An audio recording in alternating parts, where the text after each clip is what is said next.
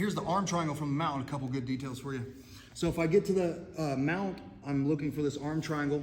Usually I've gotten my partner's elbow walked up. So if his elbow is down low, I get underneath it.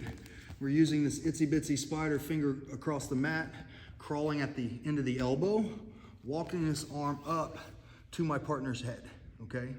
When I get to this position, my arms are crossed, my elbows are pinching. I'm gonna grab my partner's shoulder and my partner's head. Usually I have different options from here, okay? If I wanna do the arm triangle, what I like to do is once I walk it up, I take my chin and my face and I block my partner's tricep.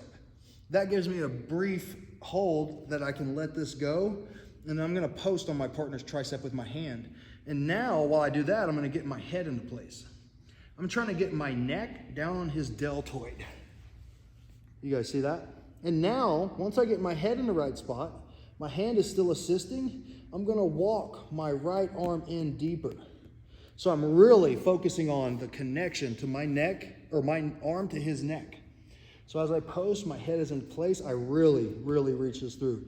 I feel like this is the most important detail to get the good end result. If you don't walk that bicep into the neck, you can be doing a lot of work on the squeeze and it's just not quite tight. So I'm here, I'm making sure I'm as low as possible. And now I like to lock a gable grip. One thing I always like to see is my forearm flat on the mat. If you see, my right elbow is touching the mat. I don't want to be in a scenario where I'm like this trying to finish.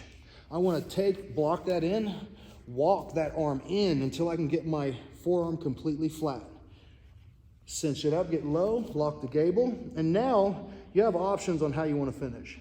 If you want to stay in the mount, I sag this leg back, sag that hip off to the side, and I squeeze and I'm driving forward.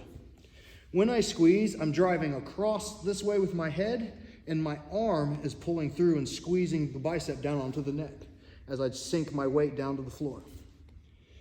Another way you can do this is I like to get off the mount and go to the side. You can go to windshield wiper to knee on belly, tripod, drive in, finish. My personal favorite is I go hips low, toes on the mat, and I shift my weight forward and across the neck as I squeeze.